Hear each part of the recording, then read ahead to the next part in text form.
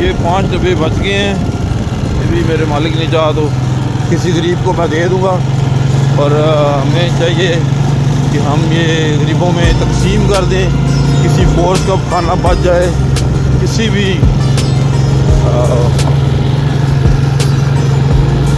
घर का, फैक्ट्री का या कहीं से भी बचता है तो हमें चाहिए कि हम किसी गरीब को दे दें कि वो ख़राब ना हो, रिज़्क़ किसी के मुंह में चला जाए।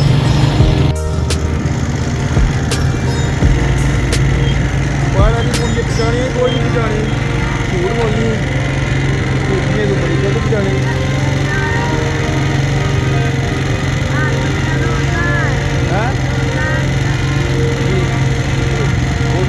कल किसी और गरीब को दे देंगे, बाकी का रोज़ा कोई ना नहीं बतानी ना। अच्छा